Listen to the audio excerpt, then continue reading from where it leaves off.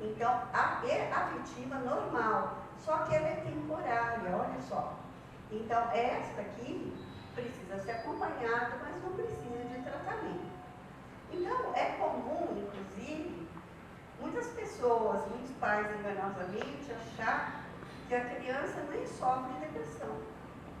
E pois que muitos não encontram motivos para estar levando ou dizendo assim que o filho possa se sentir deprimido. Dizer assim, olha, como a criança está triste, deprimida, você tem tudo. Você tem tudo, a gente dá casa, comida, dá dinheiro, você tem amizade, você tem celular, você tem isso, tem aquilo, né? E é muito comum achar que a criança não sofre de depressão. Mas, diferentemente do que alguns pais imaginam, é comum as crianças, né, com depressão, até sem diagnóstico, que vão sendo rotuladas em casa, na escola, pelos professores, com outras patologias, o TDAH. Eu vejo muitas, né, crianças, às vezes, que podem vir com comorbidade, claro, mas tem uma doença que é de base e a outra não é, então vem com uma comorbidade. E, às vezes, existe a inversão, né? Então, elas são crianças, muitas vezes, irritadiças, muito mal-humoradas, chatas, birrentas e ranzinhas. Então, a partir de hoje, vocês aqui sabem que muitas dessas crianças, que vocês foram muitas vezes, aqueles que sofrem de depressão e que tinham esses sintomas, falar, minha filha é levada da breca, irritadiço, mal-humorado, às vezes vem sendo diagnosticado com TOD, né? Então aí a gente vai lembrar de diversos transtornos disruptivos da infância, né? Que passam assim, o diagnóstico passa longe mesmo, né? Opa. E aí, o que é importante considerar? Que é frescura daquela criança, levanta dessa cama, larga dessa frescura, né? Não é frescura. Né? Para se ter depressão, não há necessidade, vamos dizer especificamente, né, de uma, às vezes, nós vamos até falar, às vezes acontecem determinados gatilhos, mas é importante lembrar que a depressão é um transtorno do afeto, é um transtorno afetivo. E é interessante o que eu estou dizendo, porque existe, na maioria das vezes, né, esse desarranjo cerebral funcional, que é com base bioquímica que eu digo assim, olha, se for depressão, a criança vai tomar um medicamento e é como chave e fechadura, vai dar tudo certo, porque tem um distúrbio funcional neuroquímico aí, né? E um desarranjo com essa base bioquímica aí. Então, a maioria dos pais, a partir do momento que compreendem, tá? Que levam um profissional sério, que levam para uma avaliação neuropsicológica séria, né? Porque é bem importante fazer uma avaliação neuropsicológica para estar separando o que é cognitivo, o que é do humor, o que vem primeiro, né? Então, saber na ansiedade, depressão, se existe essa comorbidade que também está associada, uma imbricada na outra, saber o que vem primeiro, né? Descartar um TOD, uma fobia social, tantas coisas que precisam ser descartadas. Então, precisa ter um profissional que acompanhe o caso, né? Então, alguns problemas nas crianças causam tristeza e ansiedade, mas não são necessariamente a causa da depressão, né? Perdas significativas, abuso físico e emocional, onde muitas crianças são vítimas, isso sim pode iniciar traumas irreparáveis e esses funcionar como gatilhos para a manifestação da depressão infantil. Eu tenho casos, por exemplo, de crianças que têm a depressão infantil, que, vamos dizer, já com 10 anos, manifestada de forma profunda, e os gatilhos foram esses traumas, uma violência doméstica muito grande. Então, os pais nunca se entendem, é uma gritaria. Então, a criança, ela, vamos dizer, hoje ela tem 10 anos e ela sofre de uma depressão profunda, né? E até com ideação suicida, por conta dessas questões de de traumas irreparáveis dentro do lar, que a gente vai estar falando um pouquinho. A depressão sempre existiu, mesmo a depressão infantil, ela foi estudada mais no século XIX, e na psiquiatria os primeiros trabalhos surgiram na década de 60 e 70. E aí, a partir desses trabalhos, os cientistas entenderam quantas crianças sofreram, né, através desse transtorno, de forma profunda, na quietude, porque a criança não sabe expressar a sua dor, quantas crianças sofreram sem o diagnóstico e quantas ainda sofrem por falta de conhecimento dos pais e de muitos profissionais. E o assunto é preocupante porque o problema são as nuances, né? Porque existe a depressão em grau leve, moderado, profundo, né? E nós costumamos, existem instrumentos para detectar, nós aplicamos sempre o DDI-2, que é um instrumento que a gente chama quase, né, um padrão ouro, cientificamente muito bem aceito, e esse instrumento, além de outros, que a gente aplica muitos outros, eles dão uma ideia das nuances da depressão da criança, se vai mais com uma ideação, se já foi com uma tentativa, se é mais uma questão social, que é um afastamento social, né, uma fobia social, se é uma ansiedade generalizada, muito interessante. E é essas nuances aí que os pais muitas vezes não percebem. Ele fala, meu filho tem TDAH, mas às vezes não é só TDAH, a criança tem transtorno de ansiedade generalizada. E é isso que quando os pais muitas vezes já percebem, os fatores de dificuldades não reconhecidas já estão lá na frente. E aí é importante, olha a importância desse nosso bate-papo, que todos que vocês estão aqui podem e devem alentar outras pessoas, outras famílias, cujos padrões de comportamento dessas crianças, vocês notadamente estão vendo uma certa disfunção, um comportamento já disfuncional, né? Então, a sintomatologia, ela é muito particularmente, muito coincidência, tem semelhança de distinção. Então, muitos de vocês, adultos, vão identificar essa sintomatologia quando vocês eram, né, na fase infantil, e muitos de vocês vão perceber esse sintoma agora. E esse sintoma, ele começa por uma questão que a gente chama das alterações de humor. Mas é importante dizer assim, Maria do Carmo, mas eu tenho uma coisa, outra. Não. Então, nós estamos falando de um transtorno, e o transtorno, esses sintomas, ele tem que existir a maior parte do dia, tá? A ponto de, na verdade, prejudicar a vida da criança.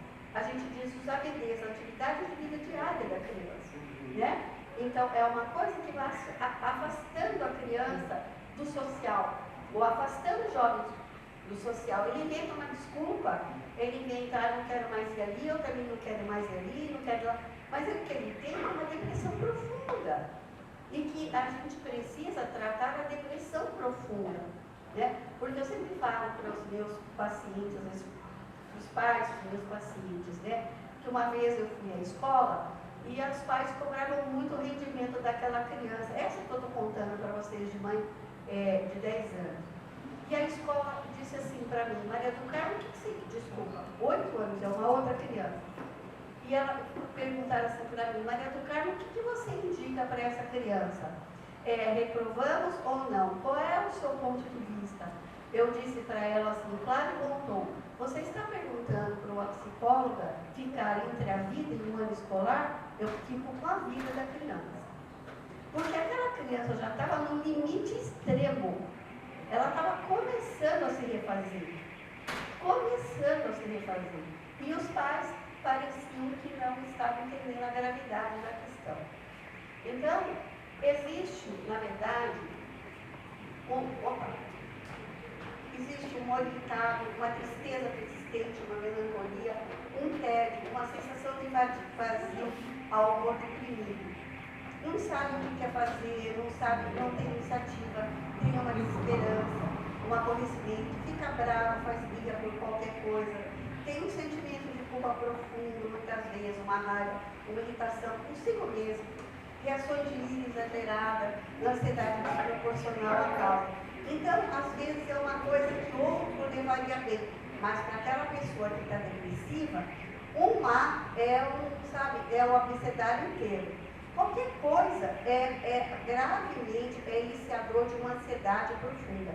Às vezes vai uma pessoa na casa fazer um reparo, um fogão, qualquer coisa, a criança ou o adulto já fica em extrema ansiedade. Então, uma preocupação, né? Aqui a ansiedade desproporcional, uma angústia profunda, né? Que está ligada às memórias, experiências traumáticas. Algumas crianças sofrem uma violência doméstica muito intensa desde o nascimento, né?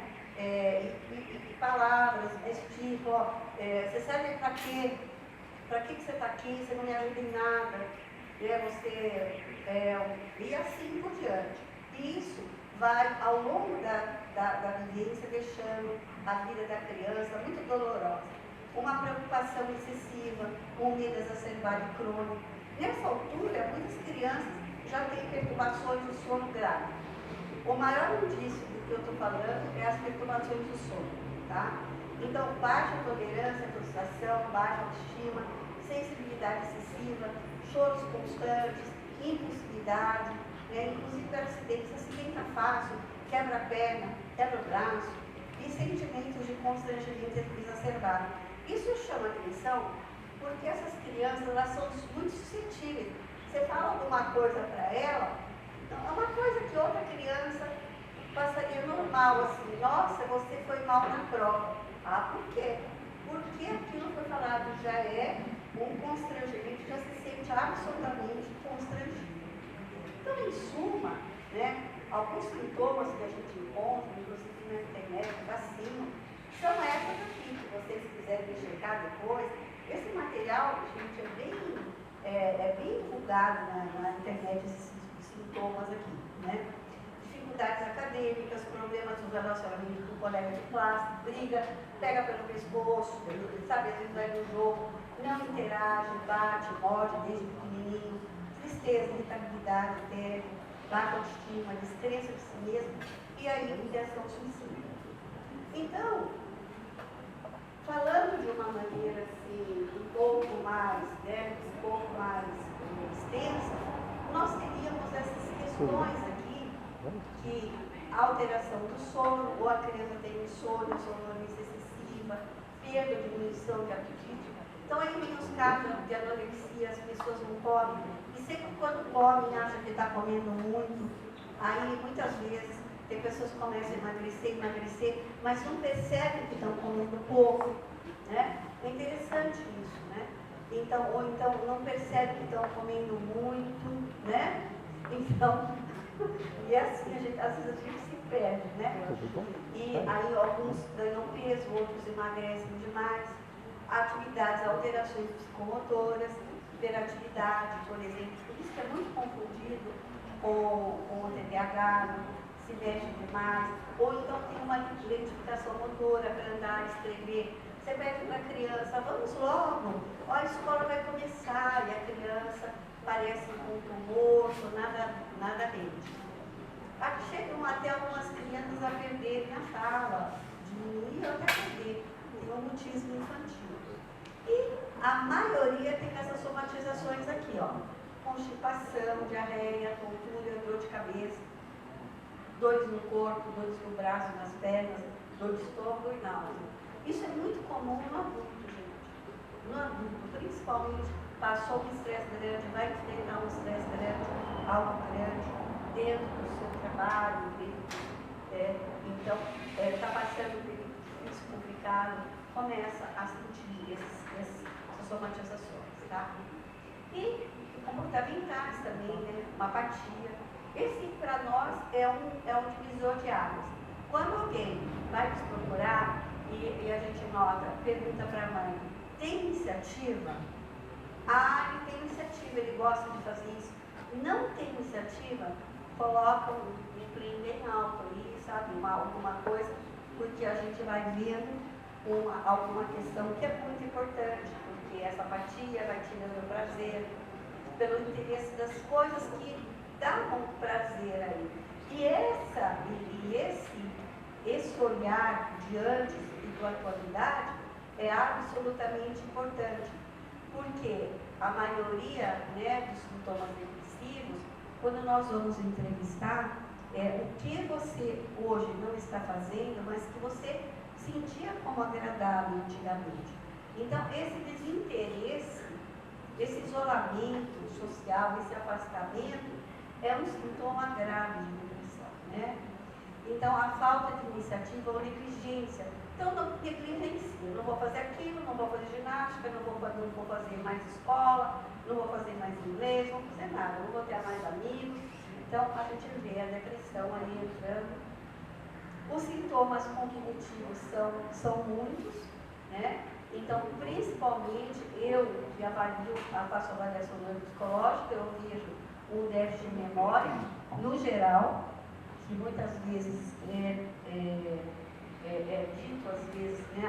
Ele é distraído ou tem perda de memória?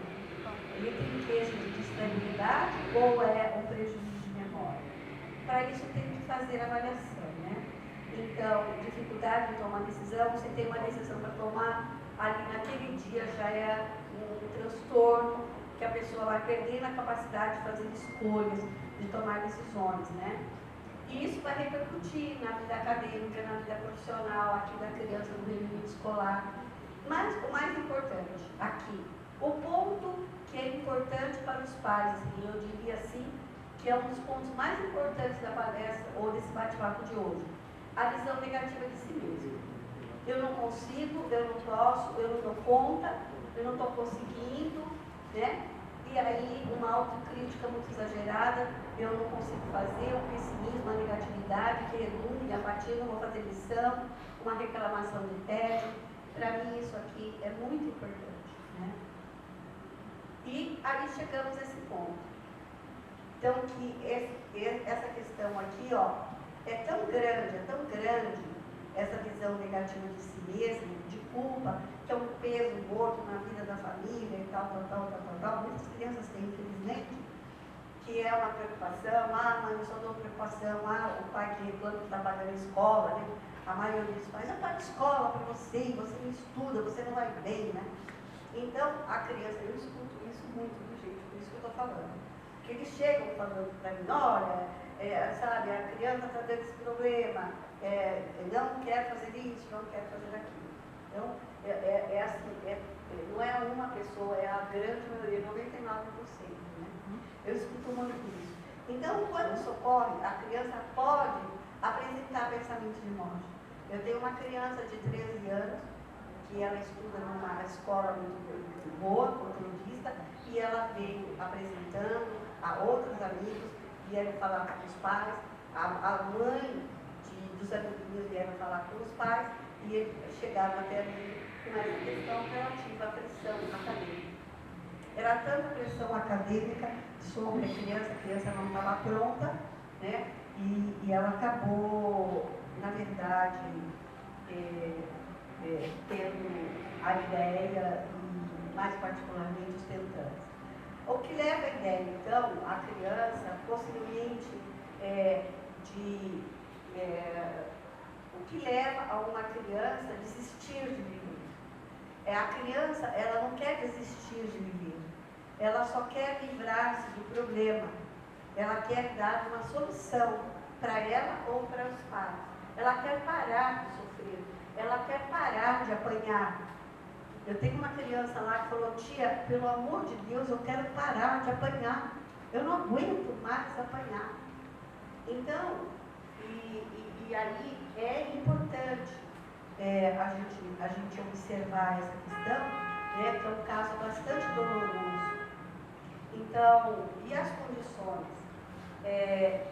Então, todas as crianças que têm esses sintomas estão tendo, na verdade, fazem parte desse quadro diagnóstico?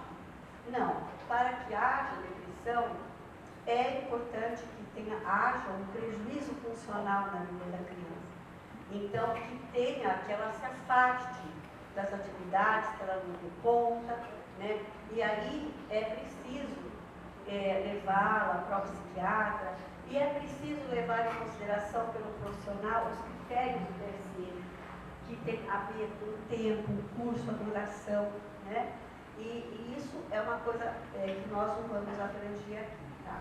E como é uma patologia internalizante, precisa ser muito investigado, porque as crianças não costumam verbalizar esse sofrimento.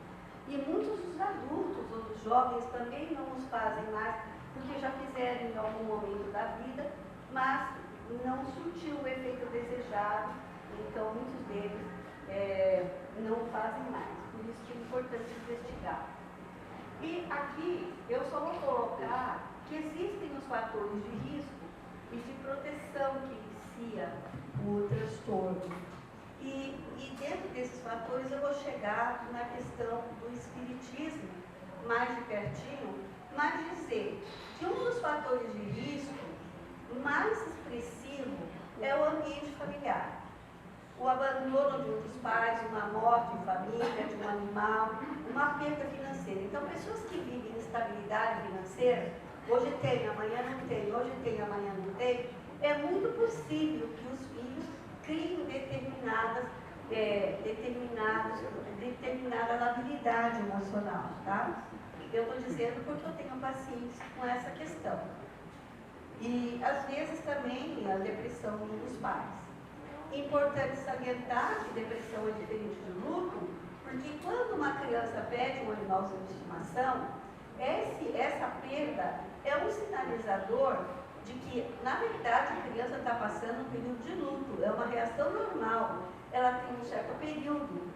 E no luto, para quem não sabe, a pessoa experimenta determinados momentos de alegria, de descontração, porque a pessoa ela não quer ficar sempre naquele luto, né? Algumas pelo menos, né?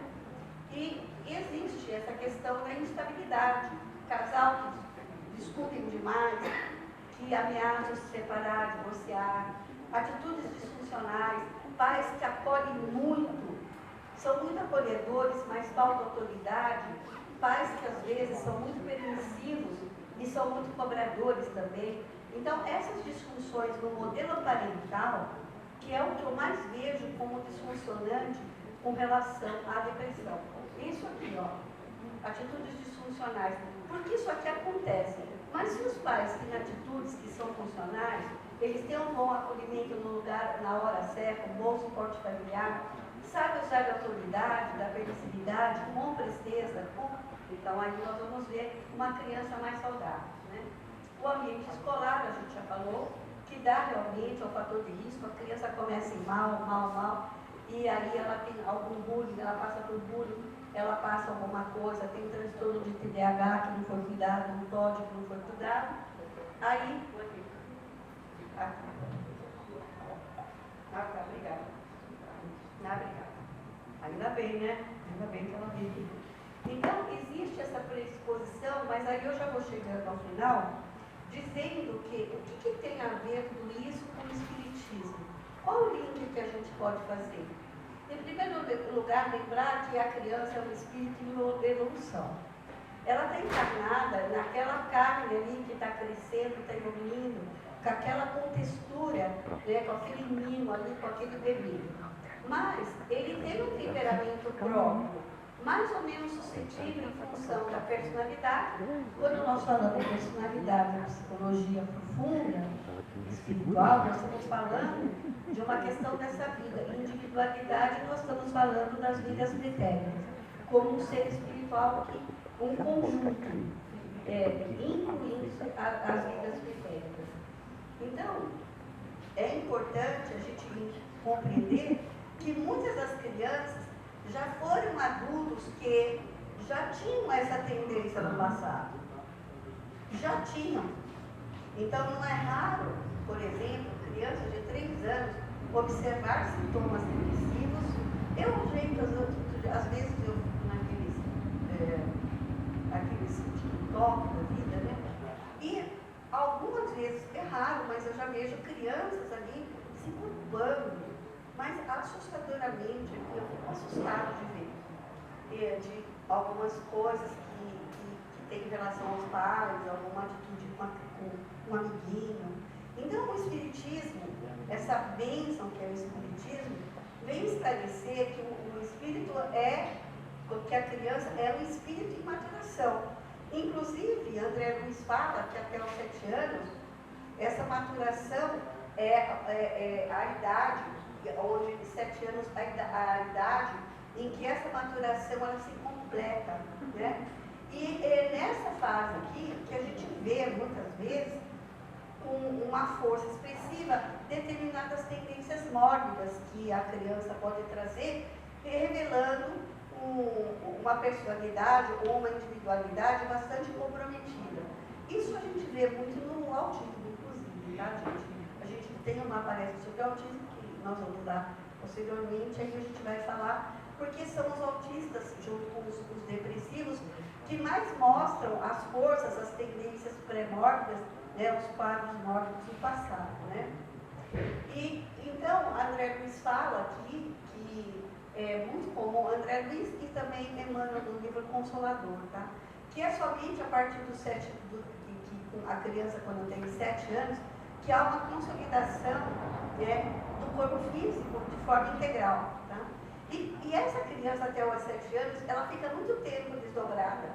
Ela fica vivendo os dois mundos, ele nos diz, tanto André Luiz quanto Emmanuel, no livro Consolador. Então, é importante que nessa fase ela está em contato com as lembranças do plano espiritual, muito forte, muito forte. Então, e derivando essas observações profundas. Então, nós temos casos de terror noturno, por exemplo, crianças que acordam gritando, têm espasmo, acordam com pesadelo. O que é isso aqui? É um desdobramento parcial associado a uma lembrança ou uma vivência. Normalmente, muitas vezes, ela não está vivendo aquilo naquela encarnação, mas ela está tendo lembranças de outras encarnações, né, que foram excessivamente agressivas. Por exemplo, lá na época do Império Romano, foram aqueles déspotas, os generais de exército, e aí, quando dorme, tem essas lembranças e visões aqui desses quadros aqui. Não é, eu estou dando um exemplo, não é regra geral, mas sim, quando eu vou conversar com criança, tem muito dessas questões aqui. Então, o que é importante a gente entender na relação pai e filho? Que o pai está sujeito, quando forma uma triangulação pai-filho, nesse triângulo afetivo, ele forma uma triangulação que está sujeita às experiências do passado. Cada um vem trazendo conflitos, percepções inconscientes, né? E essas percepções do planejamento reencarnatório inclui aquele bebê. E aquele bebê é um espírito que, na maioria das vezes, através do planejamento reencarnatório, foi, sim, né, decidido para bem do triângulo afetivo o reencontro daquelas almas. Mas, olha que importância, que dentro do útero, o bebê, como espírito, né, ele, dependendo das circulações tormentosas que ele tem com os pais, com a mãe, com o pai no passado, ele vai emitir vibrações de aceitação, de rejeição, sentimentos de ódio, vingança, que vai repercutir negativamente aos pensamentos paternos, inclusive. Então, as mães aqui, ó, à beira do berço, sofrendo de uma depressão profunda, às vezes depressão pós-parto, que é oriundo dessa questão aqui, dessa tribulação. E o bebê, de mesma forma, também, às vezes, ele está ali dentro do útero materno e ele vai vivenciar os pensamentos, os sentimentos de aceitação, de rejeição, vamos dizer, né, sentimentos de animosidade, a conversa paralela, a mãe pensando, a mãe conversando com a avó, tudo isso, situações de aceitação e rejeição, né, animosidades mais ou menos intensa, que vai impondo ao psiquismo, né? E aí tem uma pesquisa do Bob, eu não trouxe hoje, mas tem uma questão, uma pesquisa do Bob que eu vou trazer, que vai falar muito sobre essa vinculação aqui do bebê. Numa próxima vez eu vou trazer para vocês, tá? E hoje não dá tempo. Então, o pensamento que a mãe pensa, a palavra do pai, vai motivar a criança ao entorno. Então, ela vai sentir aqueles pais com diferença, a mãe vai sentir dificuldade para amamentar, o pai ou a mãe vão sentir necessidade de acolhimento.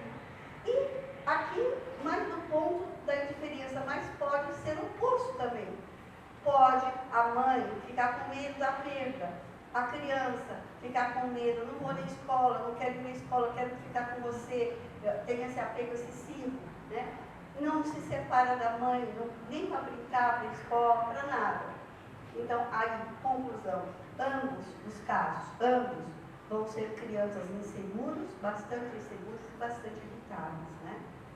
Então, a gente vai chegando ao final, esse é o último slide, dizendo que existem outros fatores que predispõem, inclusive as questões de características herdadas, porque existem as predisposições genéticas que acometem esses transtornos, existem, mas existem também características herdadas por afinidade, por exemplo, pais deprimidos associados a filhos mais depressivos, né?